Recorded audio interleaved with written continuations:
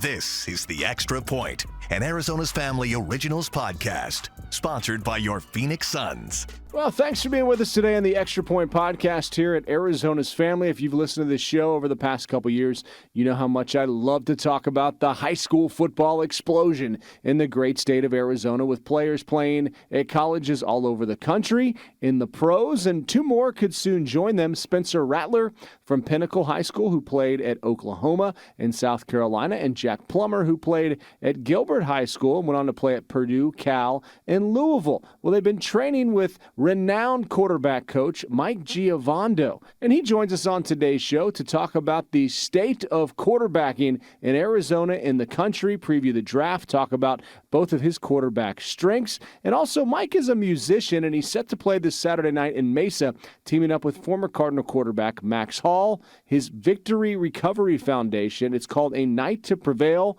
There was a lot to discuss about quarterback play and life and the road to recovery. It's great to talk to you. Is this kind of like your regular season? As you know, you got a couple guys getting ready to move on here and guys trying to move up. Does the work ever stop for you? Not really. No.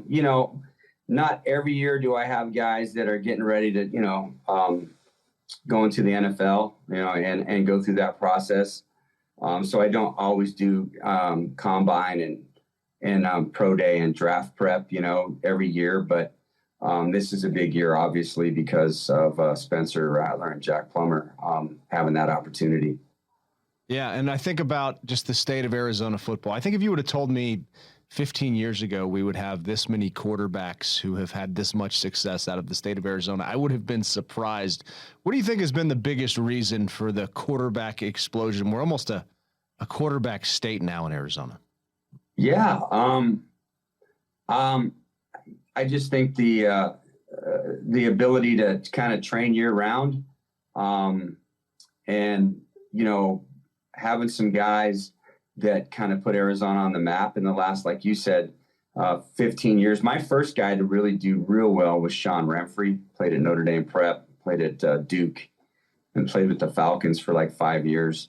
And so he was my first guy I ever had from Little League to that kind of process. But, he was the first big one. And then it started to just kind of continue to kind of take off. I mean, you had, for me, we had Brian Lewerke, ended up at Michigan State, doing real well there. But then I kind of feel like Spencer Rattler came on the scene, and that really got things kind of just more eyes opened. Obviously there's guys out there that I haven't trained that other guys trained that are doing great things, and obviously have really helped bring attention to the state, as well. So I just think, it just got more and more eyeballs over here, and more connections with coaches from around the country that found out, hey, this is a good place to come and stop and see if there's a good quarterback out here. Man, it's made Friday night super enjoyable. And, you talk about Spencer Rattler and training him.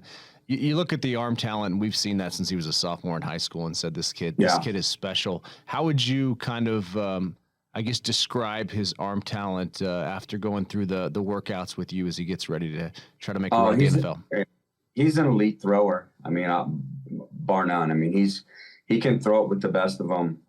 He's special, like really, really, really elite arm talent. And I think that's pretty much known out there, but he'll be able to obviously show that off a lot more here. And Senior Bowl coming up, Reese's Senior Bowl week after next. And then, the combine, and then his pro day.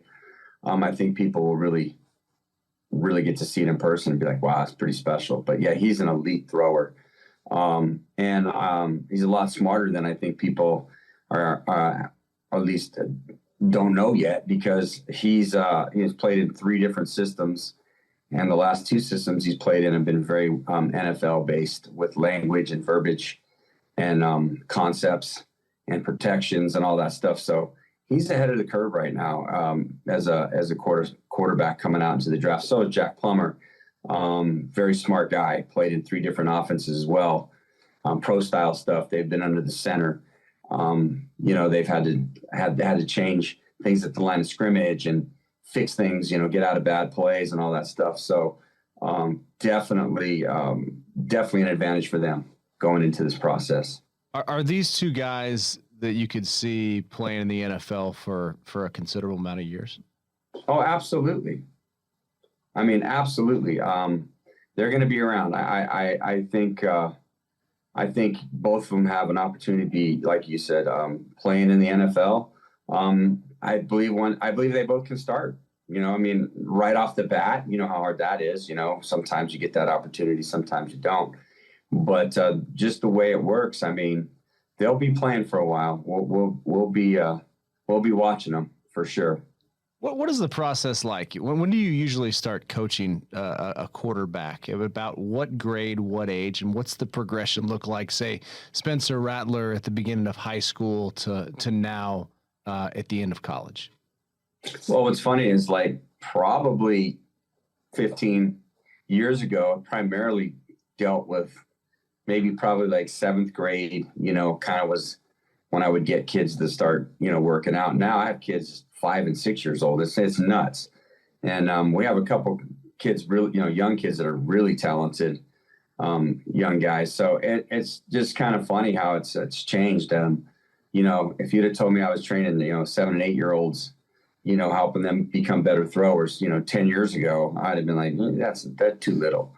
But at the end of the day, I mean, if they want to learn it and want to learn how to do it right and get them started early and they like it and no one's forcing them to do it, then, glad to start them whenever they'd like. I mean, you start piano lessons when you're 5 years old. What's the difference? You know what I mean? I mean, like, absolutely. It's just something you want to learn. It's a skill. Spencer, Spencer's process was, I got him as probably 6th grade, got Jack in 7th grade going into 8th grade.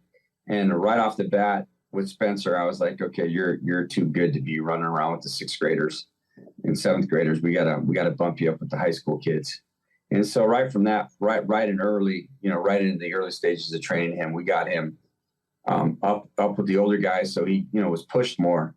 And you could just, see the maturation and his footwork getting better and his timing getting better and his anticipation getting better. And, just kind of understanding the different throws and the drops. And, it's just a process. You just get better and better. The longer you do something, the better you get at it. And that's kind of what we have to do with some of the guys that kind of are a little bit ahead of the guys their age. We got to challenge them, move them up there and get them going, in a group of guys that'll push them and get them to that next step they need to take. Yeah, and it's super interesting having kids myself and young kids and seeing the flag football explosion as well. And I mean, how competitive and fun those games are. You definitely see a need to train kids and to play. You can play football year round out here. How do you kind of assess the late bloomers and also maybe a kid playing multiple sports, which seems like it's harder and harder to do these days? Yeah, it is. I mean, you might be able to play 2 sports, but back when I was in high school many moons ago, I mean, you played 3 sports. You know what I'm saying? It's right. Me too. Yeah. What you did. If it wasn't football and basketball, the guys wrestled or, you know what I mean? And then, you had track or baseball or something like that, but not anymore.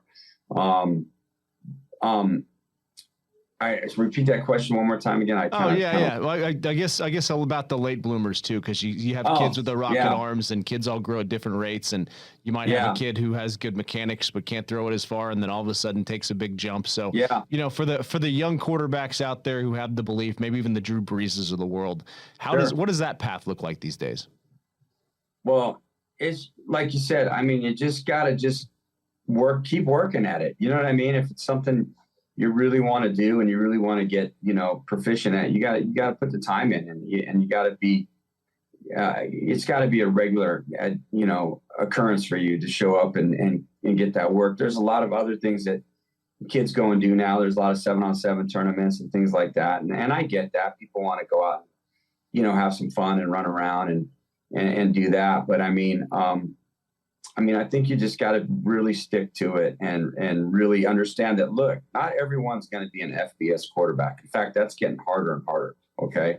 It's 10 times harder now than it was 3 years ago to get those offered. It really is, because why do I need to go get an unproven high school guy unless he's got all these stars by his name, which, sometimes I don't know how they got all those stars. You know what I'm saying? You know what I mean? I don't know how you got them, but you know what? If you got them by your name, then, you know, as a college coach, I have to go look at those guys with all those stars by their names, or I'm going to get fired. You know what I mean?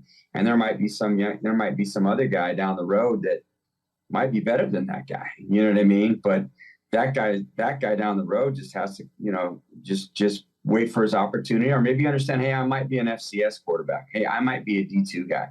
I might be a Division III. You know, I might have to go to a junior college for a year. Whatever you want to do, you just have to understand that, you know, that you know, it's, if you want to play, there's opportunities, and sometimes you have to understand where you fit in, you know, and where you're going to be as a quarterback after high school. And my goal, first of all, I tell most of these kids, we want you to be able to start at your high school. You know what I mean? If you can't play on Friday night, you ain't playing on Saturday. Okay, so that's not happening. So once you become that guy, and let's say you have all the measurables, usually we can, you know, help you with that and get the right content. I know, you know, I've been in this business a while. I know a lot of guys, and we'll get them out to, we just had a couple of guys out throwing for Oregon State today. We had a couple of guys throwing for, you know, a couple of the other schools. Boise's been down here. I mean, and they go and see some of our guys and watch them throw. So, but then I've got 15, 16 other kids that are playing D2 and D3 and FCS. And you know what? That's awesome. I'm just as happy for those guys as the guys that get that opportunity to go to a Power 5 or something like that.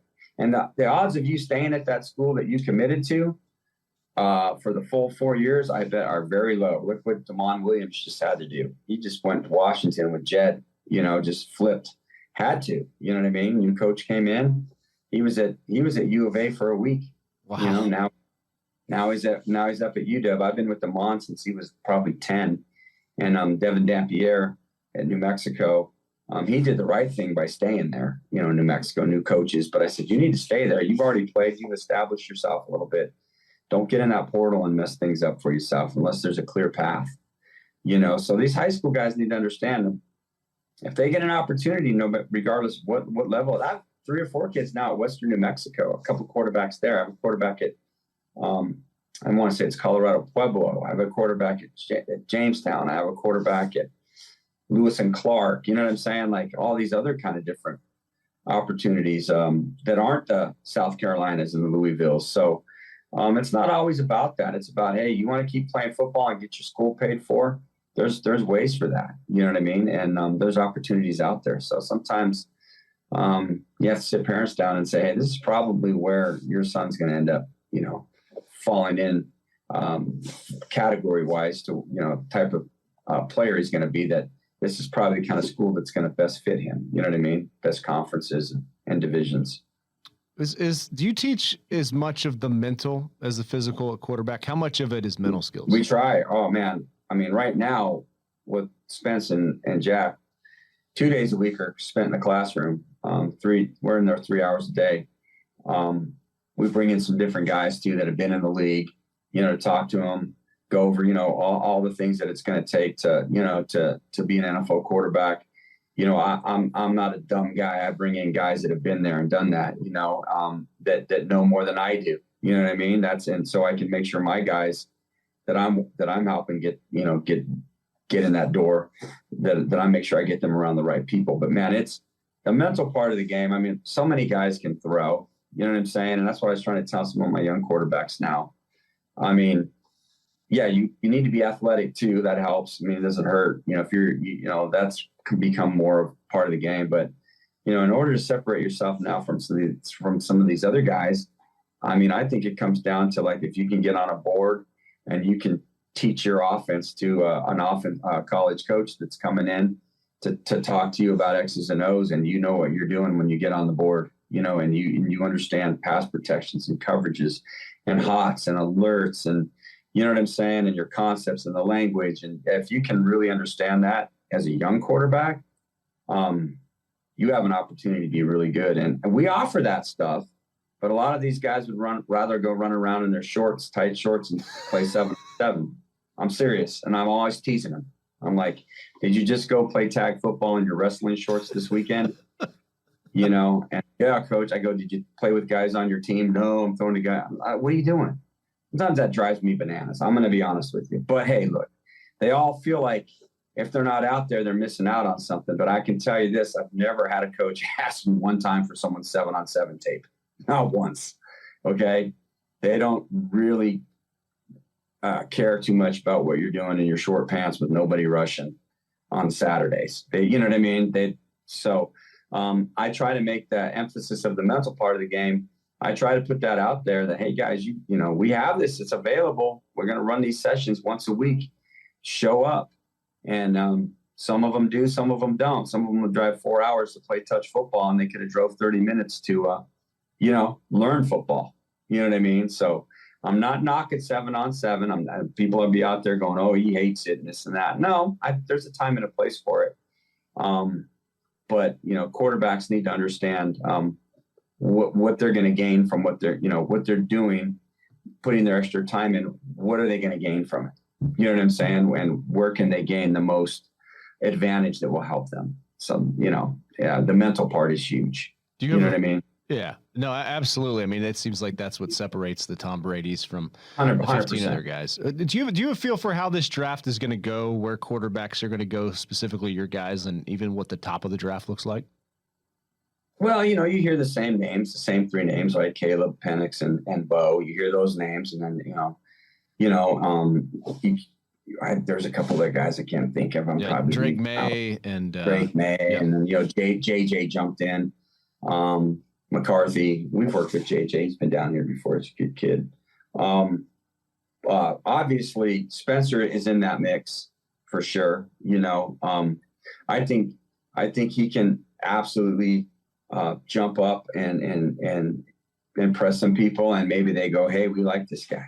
And it's going to come down for me with Spencer and Jack.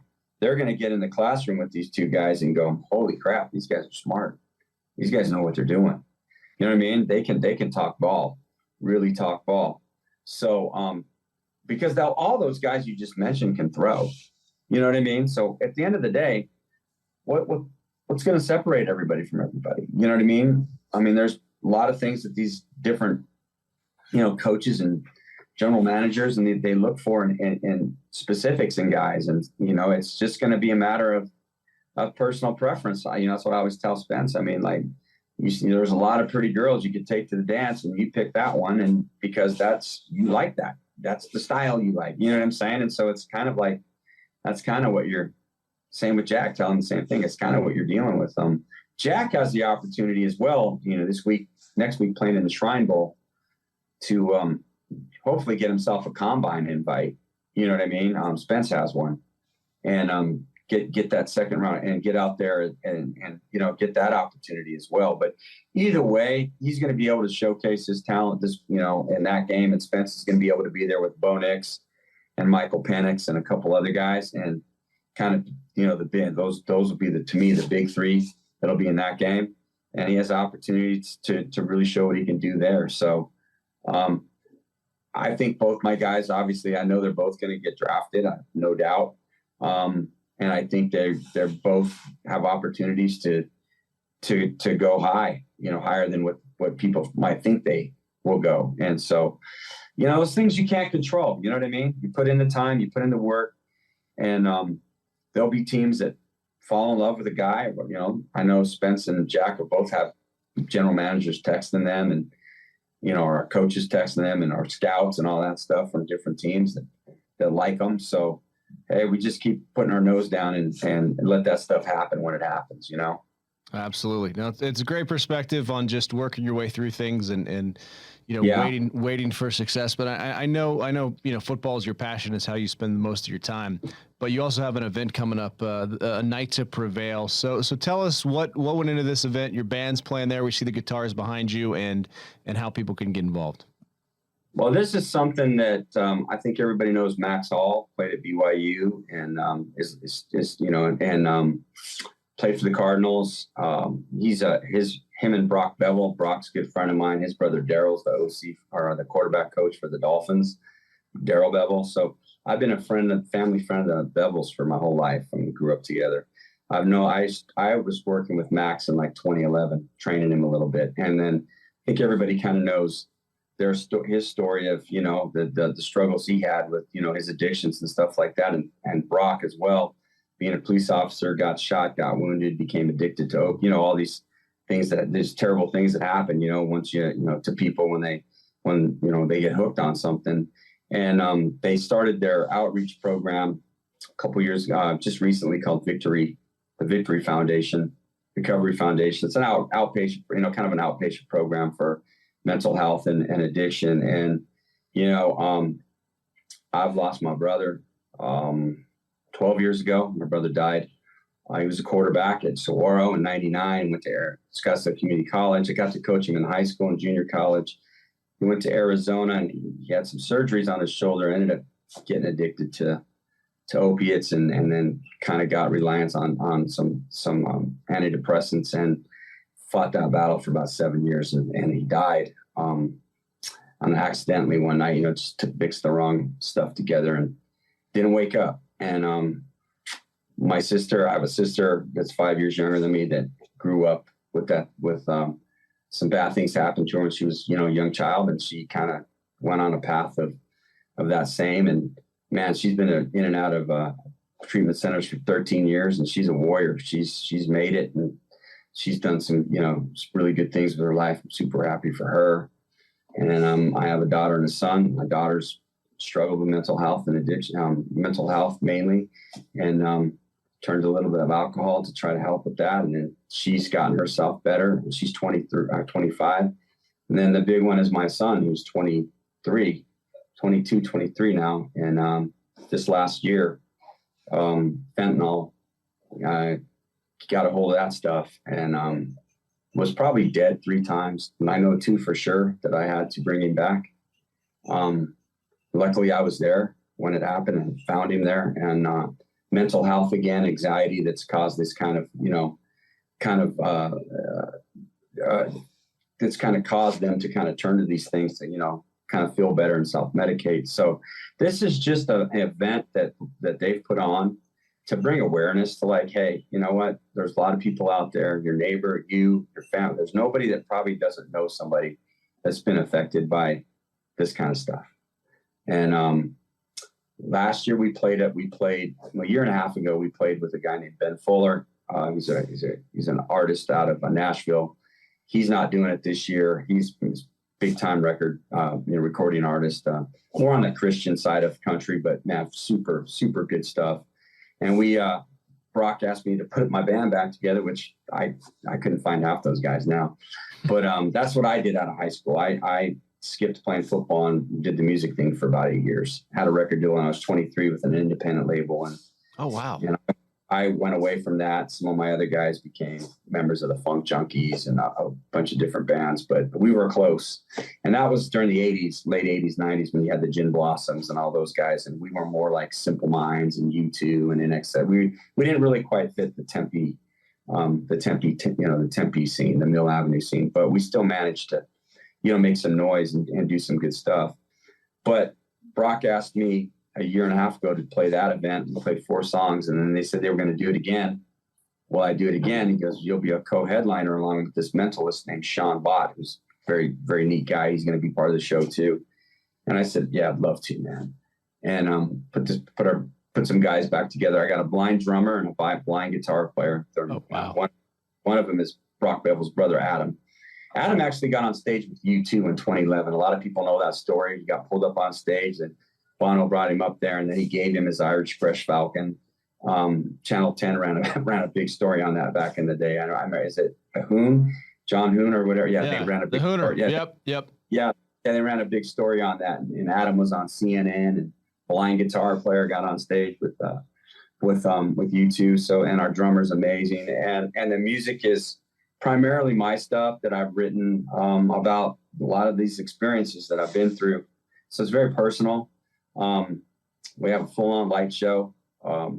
It's not going to be a rinky-dink operation. I mean, we're gonna do our best to play a great set. I mean, if you ask what kind of music it is, it's probably along the lines of U2 and Coldplay and The Fray, and it's listener friendly, if that makes any sense. You know what I mean?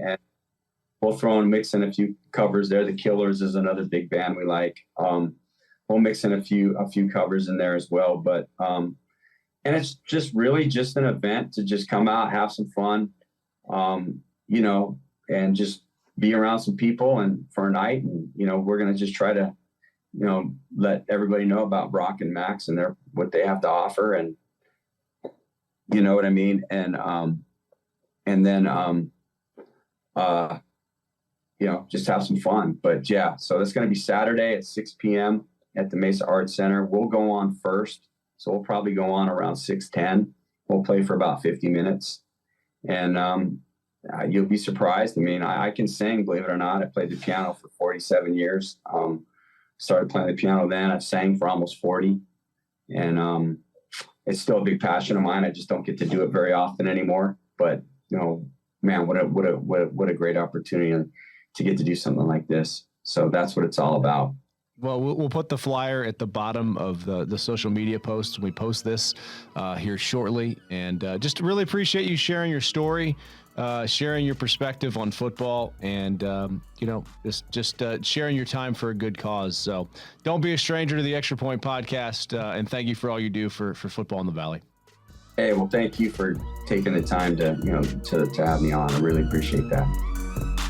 This is The Extra Point, an Arizona's Family Originals podcast, sponsored by your Phoenix Suns.